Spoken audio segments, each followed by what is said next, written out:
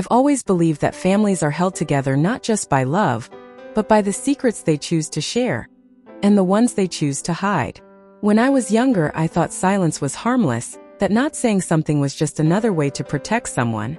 But as I grew older and watched people around me break under truths they never saw coming, I realized silence can be its own kind of weapon. This story, well, it still lingers with me. It's about a woman named Marissa, her mother Helen, and a man who walked into their lives like sunshine, only to leave shadows behind. And if there's one thing I can say before diving in, it's this. Sometimes the worst pain doesn't come from the betrayal itself, but from the person who knew and didn't warn you.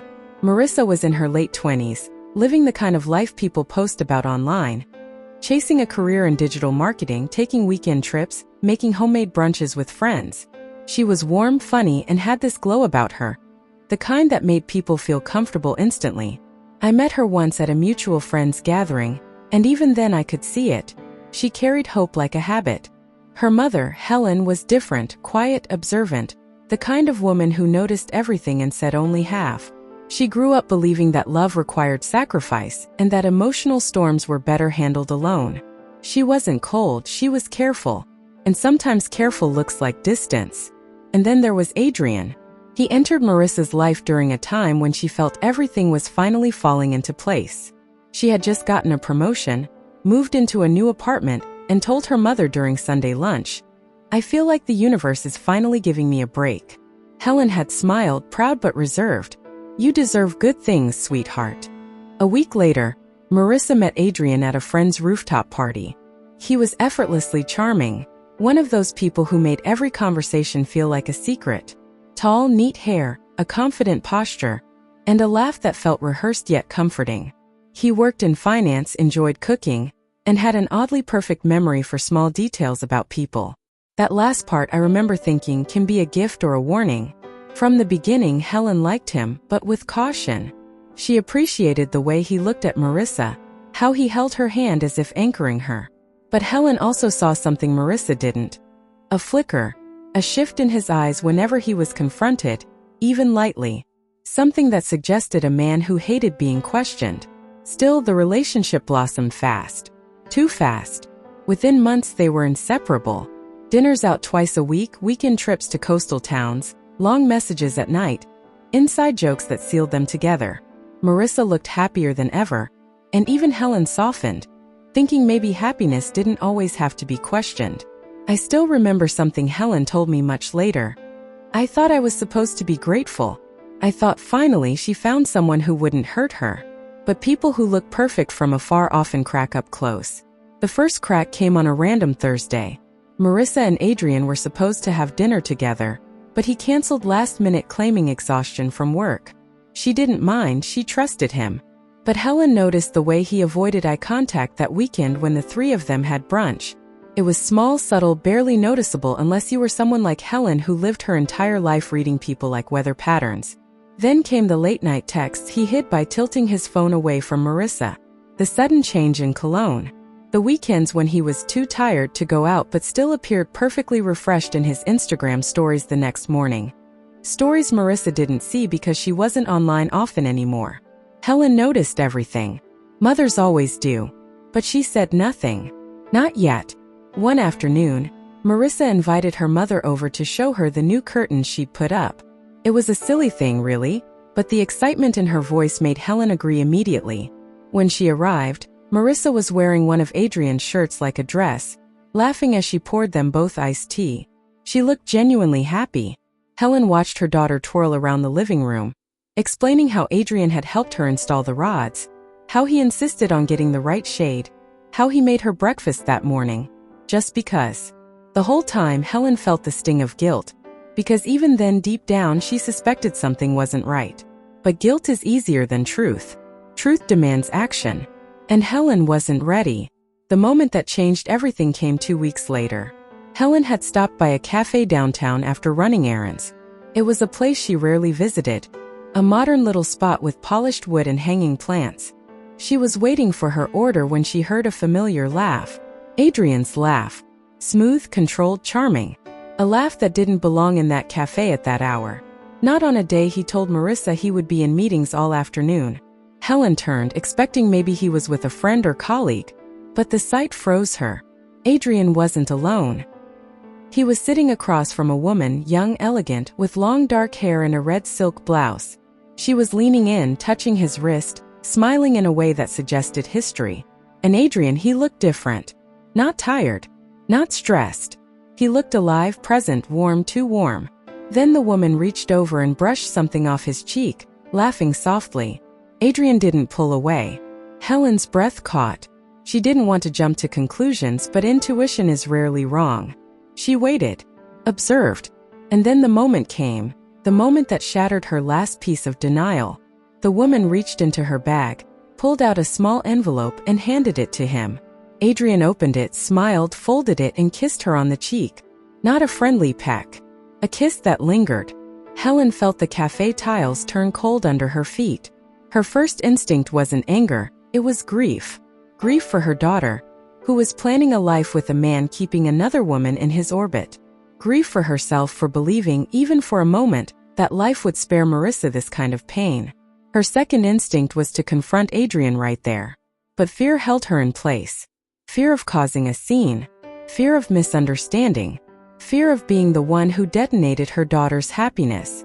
She left the cafe quietly, her hands trembling as she opened the car door. She drove home with the window down, letting the cold air hit her face. She needed something, anything, to stop her from crying. She kept thinking, maybe I didn't see what I think I saw. Maybe it wasn't betrayal. Maybe it was work-related. Maybe they're old friends. But the kiss, that kiss wasn't professional or platonic. It was intimacy wrapped in secrecy. Helen got home and sat on the couch for almost an hour, replaying it all. She practiced what she might say to Marissa, tried to picture how her daughter would react. Would she cry? Break? Deny everything? Hate her? That last fear was the heaviest. Helen could handle Adrian's betrayal, but she couldn't handle losing her daughter. So she stayed silent. The next day, Marissa visited her mother with leftover pastries Adrian had bought. She was glowing, happy, unaware of the storm brewing beside her. She talked about wanting to take a trip with Adrian in the summer, laughed about a show they watched the night before. Helen nodded, smiled when expected, and swallowed every question burning in her throat. As days passed, the guilt grew claws. Every time Marissa talked about Adrian, Helen felt them dig deeper. Every time Marissa smiled at a text from him, Helen heard those claws scraping her ribs. And when Marissa excitedly mentioned the possibility of them moving in together, Helen nearly dropped the mug she was holding. She wanted to scream. She wanted to protect her daughter. She wanted to destroy Adrian, but she did none of it. Instead, she told herself a story, one mothers have been telling themselves for generations. If I tell her, I'll be the one breaking her heart. But if I stay silent, maybe it will all resolve itself. But secrets ferment. They rot. They grow teeth. A week after the cafe incident, Helen saw something she wasn't prepared for. Adrian and Marissa hosting a small dinner for close friends. She watched the couple move around the apartment like a well-rehearsed dance. He filled glasses while she prepared appetizers. He kissed her cheek softly. She leaned her head on his shoulder. And Helen wondered, how can someone love two people like this? How can someone lie so smoothly? The duality of Adrian frightened her far more than the betrayal itself. That evening, after everyone left, Marissa walked her mother to the door and hugged her tightly. Thanks for coming, Mom. I love having you around. Helen froze. Those words. That warmth. It made her silence feel heavier than any confession could. As weeks turned into a month, the cracks widened. Adrian's lies grew sloppier. He canceled plans more often. He showered Marissa with gifts. Too many, too extravagant, too sudden. It was the guilt trying to mask itself. Helen recognized this pattern. She had seen it decades ago in her own marriage, something she never spoke about. And that memory made her silence feel justified, like she was shielding her daughter from the same mistakes she once made. But protection built on lies is just deception dressed as love. The real breaking point came unexpectedly. Marissa had borrowed Helen's car because hers was in the shop. When she returned it, she realized she'd left her scarf at her mother's house. She drove back, walked in using her spare key, and heard the sound of her mother crying in the kitchen. Marissa approached quietly, concerned. Helen didn't notice her at first. She was clinging to the counter, tears streaming down her face, whispering, "I can't do this. I can't keep this from her." Marissa's heart dropped. "Mom," she said softly. Helen spun around, startled, wiping her face quickly. "Sweetheart, what are you doing here?" Marissa stepped forward. "Why were you crying? What can't you keep from me?" Helen shook her head, panic rising. "It's nothing. I'm just tired." But Marissa wasn't a child. She had seen fear before, but never in her mother's eyes. "What are you hiding?" she pressed. Helen froze. Her lips trembled. Her eyes lowered. And that was all it took. Marissa felt her stomach twist. Her voice cracked. "Mom, is it about Adrian?" Helen's silence was the answer. Marissa stepped back, breath shaking. "Did he do something? Mom, look at me. Did he do something?" Helen couldn't speak. She wanted to. God, she wanted to. But the fear of destroying her daughter's world had grown into a monster of its own. That night, Marissa left her mother's house confused, scared, and desperate for clarity. She didn't sleep. She watched Adrian all night as he scrolled through his phone, smiling subtly at messages she couldn't see. By morning, suspicion had already taken root so deeply she could barely breathe. Secrets once sensed demand truth. And Marissa was about to find it. Not from her mother, not from Adrian, but on her own. Marissa didn't confront Adrian right away. That was the first sign that something inside her had already broken, silently, quietly, overnight. Instead of exploding, she observed. She paid attention. She watched the man she loved with new eyes, noticing details that once blended harmlessly into their routine. The way he angled his phone away from her. The late-night notifications he claimed were group chats. The cologne that lingered on him after days he supposedly worked from home. The pauses before answering questions he used to respond to instantly. It was all there. It had always been there. She had just trusted him too much to see it. That morning, while Adrian showered, Marissa sat on the edge of the bed and whispered to herself, "Please let this all be in my head. Please let my mom be wrong. Please." But deep down, she knew her mother wasn't wrong. Helen didn't cry for nothing. Her mother was strong, reserved, almost stoic. If she broke, it meant a truth too heavy to hold. By the time Adrian came out of the bathroom, Marissa was pretending to scroll through her phone. He kissed her forehead casually, as if nothing in their world had shifted. As if her heart wasn't pounding so loudly she was sure he could hear it. "Breakfast?" he asked. She nodded. "Yeah, sure." Her voice sounded small, foreign. She wondered if he noticed. He didn't. Or maybe he did, but ignored it, the way people ignore the first signs of a storm they don't want to confront. For 3 days, Marissa carried the weight of suspicion alone, her mother's silent confession clinging to her like a shadow. She didn't call Helen, didn't text her, didn't visit. She couldn't. Being near her mother meant being near the truth, and she wasn't ready. Not yet. On the 4th day, something happened that pushed everything over the edge. Adrian left his laptop open on the dining table while he went to take a call on the balcony. It wasn't unusual.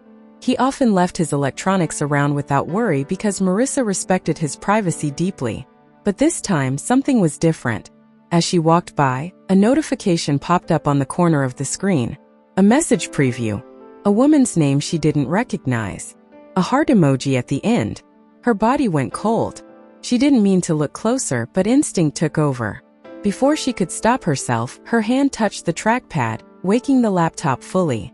Adrian's messaging app was open, the conversation highlighted, and there it was. Dozens of messages exchanged over weeks. Flirty texts, plans to meet, pet names he never used with Marissa, late-night confessions, pictures, some innocent, some not. Then she saw the message that broke her. "Last night was perfect. Can't wait to see you again. Same cafe." Same cafe. The one her mother had been in. The one she cried about. Marissa felt her hands trembling so violently, she had to grip the edge of the table to keep steady. Her throat tightened, eyes blurring as she scrolled through the conversation she never wanted to see. And then another message loaded. One from Adrian. "I'll tell her eventually. I just need the right time. She's sensitive. I don't want drama." Sensitive. Drama. He talked about her like she was an obligation, a fragile item he wished he could return without guilt. She covered her mouth, holding back a sob. At that moment, Adrian walked back in. He saw the laptop. He saw her face. He saw everything. His expression shifted instantly, from surprise to fear to something else. Something cold and calculating. "Marissa," he started, stepping forward. "I can explain." She held up a trembling hand. "Don't." He paused. Her eyes lifted to meet his. They weren't angry. They were hollow, stunned, broken in a way that scared him more than rage ever could. "How long?" she whispered. Adrian swallowed hard. "It's not what you..." "How long?" He exhaled. "Look down." That was the answer. Marissa felt her knees weaken. She backed away until her back hit the wall. "You were going to tell me?" she asked, voice shaking. "When? After you moved in? After you got bored? After you destroyed more of my life than you already have?" Adrian ran his hand through his hair, clearly scrambling for explanations that no longer mattered. "I didn't mean to hurt you. It just happened." Her laugh was sharp, painful. "You don't just happen into another woman's arms, Adrian." He flinched at the bitterness in her voice. But it was the truth. The truth she never asked for. When he stepped closer, she stepped away. "Don't touch me. Don't you dare." Adrian froze. Marissa wiped her face with the sleeve of her sweater, her breath unsteady. "I need you to leave." "What? Right now?" "Yes. Now." He tried again. "Marissa, can we at least talk?"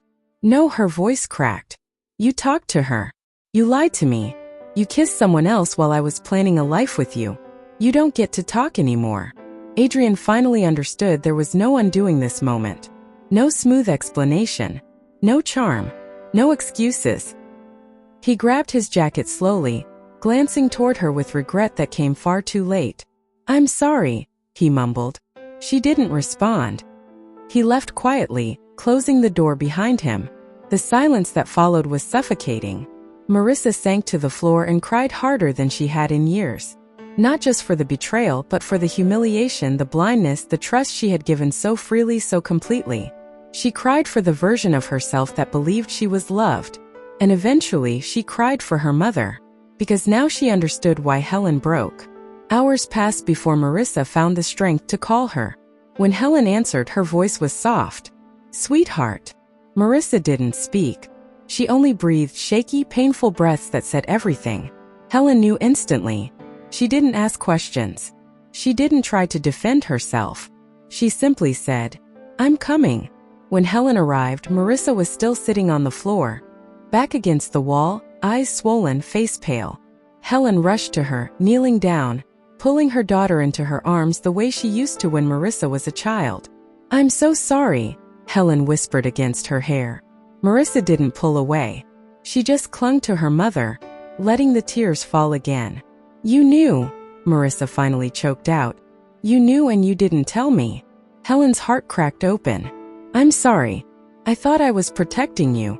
Marissa shook her head weakly. "You weren't. You were protecting yourself. You were afraid I'd hate you." Helen closed her eyes. It was the truth. The ugly truth she had been avoiding. "I should have told you," she whispered. "I should have warned you. Why didn't you?" Marissa cried. Helen brushed her daughter's hair gently. "Because I've been where you are. Your father, he did the same to me. And I stayed silent for far too long, thinking I could handle it alone. I didn't want you to go through that pain. I didn't want to be the one to put it there." Marissa's tears flowed again. But this time it wasn't betrayal. It was heartbreak layered with understanding, grief, and love twisted into something messy and human. "You should have trusted me," Marissa whispered. "I know," Helen replied, voice trembling. "I failed you. I thought silence would keep you safe. But silence only hurt you more." They stayed like that for a long time, holding each other, crying together, letting truth clean the wound betrayal had left behind. Over the next days, Marissa barely slept. She felt numb, her thoughts spiraling endlessly. Some moments she was angry. Others she felt empty. And sometimes she even missed Adrian, missed the man she thought he was, not the one he turned out to be. Helen stayed close, making meals, offering quiet company. Never pushing, never intruding, not trying to fix things, just being there. But the hardest moment came when Marissa finally asked the question she had been avoiding. "Mom, how long did you know?" Helen hesitated, her eyes lowering to the floor. "Almost a month." Marissa felt her chest tighten. A month. 30 days of pretending. 30 days of smiling while knowing her daughter was being betrayed behind her back. It hurt. It hurt almost as much as Adrian's betrayal itself. "I don't know if I can forgive you for that," Marissa whispered honestly. Helen nodded slowly. "I understand. But forgiveness is a strange thing. It doesn't come all at once. Sometimes it arrives quietly in pieces, scattered across moments of shared pain. And life has a way of forcing healing even when you resist it." 2 weeks later, Marissa received an envelope under her door. No name. No note. Inside there was a picture: Adrian and the woman from the cafe, arm in arm, kissing in the street. Her stomach dropped. Then another envelope arrived. This one from the woman herself. A handwritten letter. Apologizing. Explaining. Saying she didn't know about Marissa at first, but later discovered the truth and felt trapped. Marissa threw the letter away. Not because it didn't matter, but because it didn't change anything. One afternoon, while sitting with her mother on the couch, Marissa said quietly, "I don't know how I'll move on." Helen took her hand. "You don't need to know yet. You just need to breathe." "That's hard enough," Marissa whispered. "I know, but breathing is the first step." There was a long pause. Then Helen added softly, "You're stronger than you think." Marissa looked at her mother, really looked at her. She saw a woman who had lived through betrayal, silence, regret, motherhood, love, fear. Flawed woman, yes, but a mother who loved fiercely, sometimes imperfectly. And in that moment, a piece of forgiveness settled inside her. A small piece, but real. With time, the pieces grew. Healing wasn't fast. It wasn't pretty. Some nights Marissa cried until she fell asleep. Some mornings she woke up angry at everything: Adrian, her mother, herself. Some days she felt hopeful. Others she felt hopeless. But slowly, quietly, she began finding parts of herself again. She returned to her hobbies. She met friends again. She started journaling. She took long walks alone, letting the wind touch her face the way truth had once hit her. Cold but necessary. And Helen? She learned too.